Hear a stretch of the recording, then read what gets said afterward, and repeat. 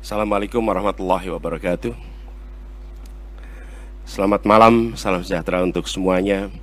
Yang kami hormati Ketua KPK Bapak Nawawi Pomolango dan seluruh pimpinan KPK, Ketua KPU yang saya hormati, Ketua Bawaslu, Ketua DKPP, yang kami hormati Kapolri atau yang mewakili, Jaksa Agung atau yang mewakili, yang kami hormati pasangan calon nomor 02 Bapak Prabowo Subianto, Bapak Gibran Rakabuming Raka, dan pasangan calon nomor urut 3 Bapak Ganjar Pranowo dan Bapak Mahfud MD, dan seluruh pimpinan partai, perwakilan partai pengusung, dan hadirin sekalian.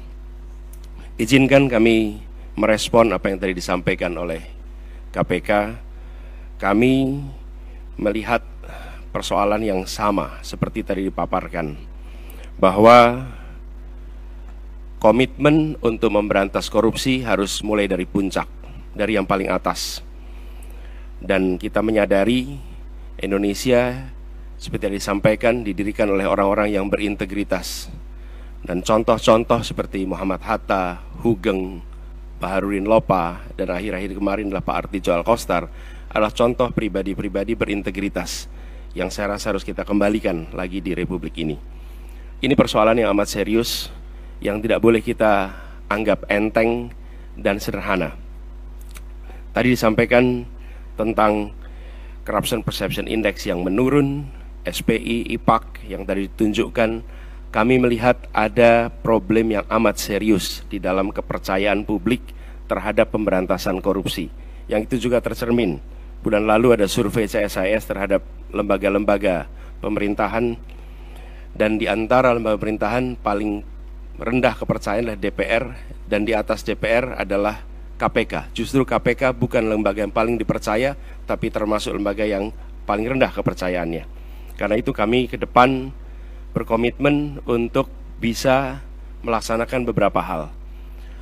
Pertama adalah mengembalikan kepercayaan publik, mengembalikan KPK menjadi institusi yang memiliki kekuatan dan memiliki kemampuan untuk menindak seluruh tindakan pelanggaran korupsi. Dan ini dari aspek apa? Satu, undang-undangnya. Kita ingin mengembalikan agar KPK berwibawa lagi secara legal seperti dulu. Dan ini artinya merevisi undang-undang KPK. Kami ingin agar revisi ini akan bisa mengembalikan KPK kepada posisi yang kuat. Yang kedua adalah standar etika yang tinggi di tubuh KPK. Kita ingat era di mana KPK datang di sebuah tempat, tidak mau ikut makan, tidak mau ikut kegiatan-kegiatan yang didanai di luar KPK. Standar yang tinggi itu harus dikembalikan di KPK, sehingga bukan saja undang-undangnya memberikan kekuatan dan kemandirian, tapi juga di dalamnya baik pimpinan maupun seluruh staf bekerja dengan kode etik yang amat tinggi. Yang ketiga adalah rekrutmen. Rekrutmen di KPK kita perbaiki sama-sama, seperti tadi disampaikan, yang diusulkan oleh Presiden di tingkat pimpinan maupun rekrutmen staf. Bukan sekedar mencari pekerjaan, tapi menjadi tempat untuk memberantas korupsi. Ini hal pertama yang kami ingin lakukan. Yang kedua adalah seperti katakan tadi, optimalisasi LHKPN. Dan kami setuju, bila tidak itu dilaksanakan, maka bisa dilakukan demosi, bahkan reposisi atau sanksi yang lain. Lalu kami melihat perlunya kita menuntaskan undang-undang atau RUU perampasan aset. Koruptor harus dimiskinkan, tidak ada pilihan lain. Ini adalah hukuman yang harus diberikan. Yang berikutnya adalah kami ingin mendorong konsep illicit enrichment dan trading in influence sesuai dengan UNCAC, yang harapannya nanti akan menjadi arus utama dalam pemberantasan korupsi. Lalu yang tidak kalah penting, kami berencana untuk mendorong pengesahan RUU pendanaan politik. Karena salah satu problem utama adalah justru karena proses politik pelibatan, baik itu kegiatan partai politik, kegiatan kampanye yang tidak memberikan ruang yang cukup untuk pendanaan dari negara dan publik, menjadi salah satu sumber korupsi yang terjadi di Republik ini. Kemudian kita berencana untuk memberikan hadiah yang layak bagi pemburu koruptor, sehingga yang memburu koruptor bukan hanya aparatur dari KPK, kepolisian, dan kejaksaan, tapi semua pihak yang ikut melaporkan, memburu, mereka mendapatkan reward yang setara. Ini adalah komitmen kami terkait dengan pemberantasan korupsinya. Yang berikutnya adalah terkait dengan sektor-sektor utamanya. Pemberantasan korupsi harus diselesaikan di semua sektor, tapi kami melihat ada beberapa sektor utama yang harus diawalkan. Pertama adalah aspek pendapatan negara. Kami melihat penting sekali pada aspek ini dilakukan tindakan yang serius, pajak, cukai, PNBP. Kemudian sektor sumber daya alam khususnya dan sumber daya laut. Yang ketiga adalah sektor pangan, karena korupsi di sektor ini berdampak amat besar kepada kesejahteraan seluruh rakyat Indonesia. Yang berikutnya adalah yang ketiga, sektor layanan dasar, pendidikan, kesehatan, infrastruktur.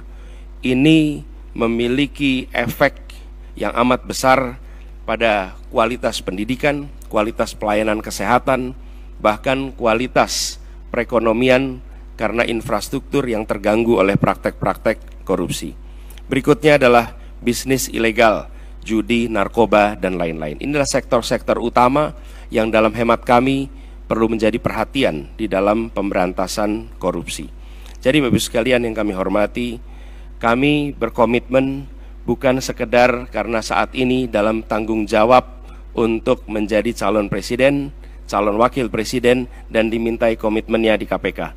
Perlu kami sampaikan bahwa komitmen kami untuk memerangi korupsi sudah dimulai sejak zaman dulu.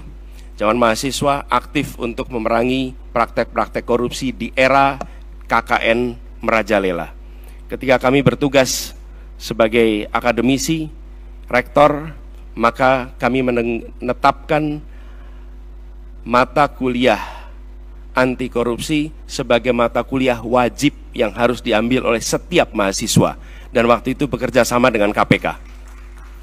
Barangkali menjadi satu-satunya universitas di Indonesia, bahkan mungkin di dunia, yang menjadikan mata kuliah anti korupsi sebagai mata kuliah wajib. Dan tujuannya seperti disampaikan oleh Pak Nurul Gufron tadi, di aspek pendidikan kita ingin memangkas suplai potensi koruptor. Dan bila itu dikerjakan, harapannya dalam jangka panjang kita akan bisa mencegah potensi itu. Yang berikutnya, ketika kami bertugas di DKI, kami membentuk yang disebut sebagai Komisi Pencegahan Korupsi Ibu Kota, KPK Ibu Kota. Ini dikerjakan untuk kita mencegah praktek korupsi yang ada di dalam institusi Pemprov DKI Jakarta. Jadi Bapak Ibu sekalian kami hormati, soal ini adalah soal serius, bukan soal untuk main-main, bukan soal untuk guyonan. Ini adalah persoalan korupsi yang amat mendasar harus dibereskan. Dan kami tegaskan bahwa komitmen yang kami sampaikan di sini adalah komitmen kami melanjutkan apa yang sudah kami kerjakan selama ini.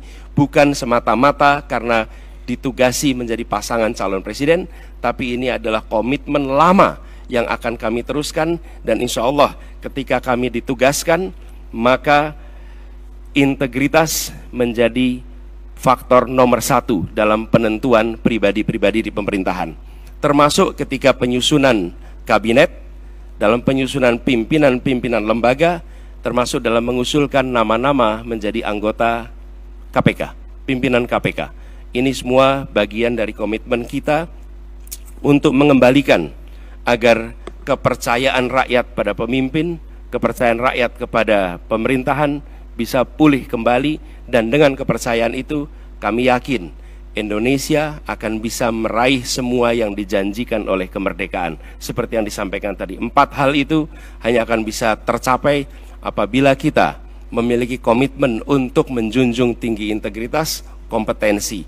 Dan inilah komitmen yang kami berikan kepada seluruh rakyat Indonesia melalui forum yang terhormat pada malam hari ini. Terima kasih. Assalamualaikum warahmatullahi wabarakatuh.